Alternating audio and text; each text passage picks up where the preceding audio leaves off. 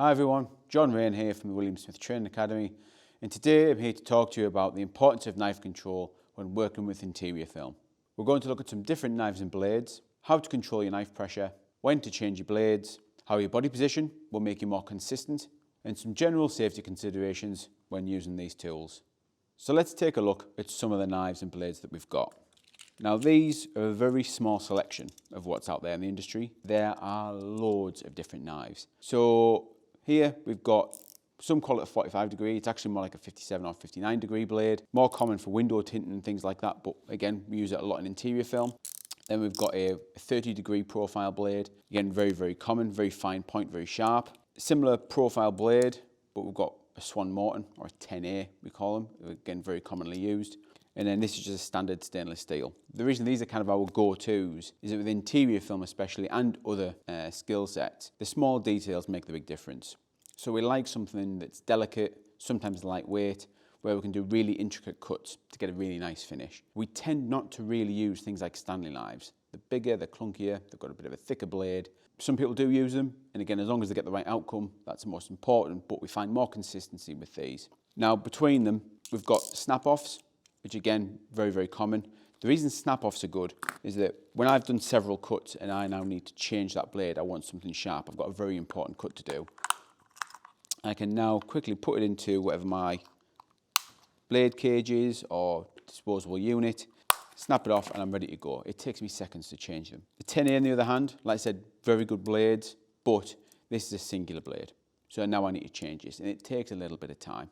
Efficiency is a big part of installation. So this needs to come out, we need to get another one out, unwrap it, put it in. And sometimes with these, there's a small chance of cutting yourself. You've got to pinch it, lift the blade off and slide it off. So you need to be careful with them. Very good knives, but be careful.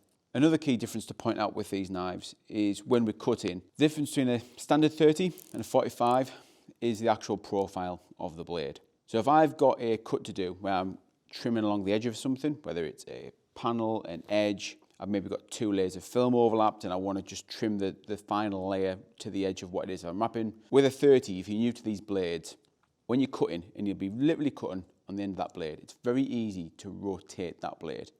And if I over-rotate it, I will cut into whatever is underneath it. So whether it's a really soft surface or 2 layers of material, I can cut through both. That's what you don't want to do. The good thing about the wider blade, when I'm cutting, I've actually got a bigger surface area. So when I've got the blade on there, it's much harder to over-rotate. Personally, I would say if you're doing this for a living, I'd always have both. I'd have options, use them for different things. The finer point is really good for doing nice tight cuts. You can get a nice sharper angle on them. And the 45, again, is a bit more general for general cutting, nicer, safer on edges. So again, they've got different uses. So I think having them to your disposal, and they don't cost a lot of money, is a great benefit. So now let's get into the importance of body position, handling the knife, and knife pressure. So when we go to make a cut, the rule is be as comfortable as possible. So right now I'm relaxed, I'm not overstretching, I'm not bunched up, and I can make a very neat, accurate cut with good pressure. In reality, it's not always going to be like that. I might be down on the floor on my side, I might be upside down, making a cut above my head, and then I've got to be as comfortable as possible. The more uncomfortable I am, the more likely it is for me to make a mistake. And at that point, that mistake might mean starting that panel again. So if you do feel uncomfortable, always just question yourself, could I be more comfortable? Can I readjust? If it's a panel that I'm wrapping, can I rotate it? Can I move myself? Just have a little think. It's very easy to forget you can do that, especially early days when you're starting out. Now, knife pressure, it comes with practice. I can't say to somebody, you need X amount of pounds or kilos of pressure to make a cut. Temperature makes a difference. The product itself, what you're cutting, makes a difference. This one here is around 200 microns. There are some that are 420 to 450 microns that are going to naturally need more pressure to cut through. When I'm going to make this cut, and this is what I'd say to anybody when you're practicing, is that fresh blade, and pretty much all you need is, for this particular product, the weight of the knife. So I'm going to hold this knife, and because of this profile, I'm going to hold it on quite a low angle. And I'm going to show you how the 10A differs. And from there, I'm going to make one long cut, and then I'm going to put some more pressure on here. And then I'm going to do a little bit less and see if we can create some different outcomes underneath. Now the 10A, so the 30 degree I held it on quite a low angle, but with a 10A, if I do the exact same thing, that blade's actually really flat and it doesn't cut as well. So to get a better cut, you need to increase that angle. So if we looked at both of them side by side, that's my natural cutting angle with a 30 degree, and that's my natural cutting angle with a 10A. So the 10A, when you're cutting, you naturally hold it more like a pen. So that being said, we'll do the same again, and we're just going to do a cut. And you would just repeat this. And what I'm looking to do is that ideally, so you can already see there on this one, that second cut that I did, I've cut through everything.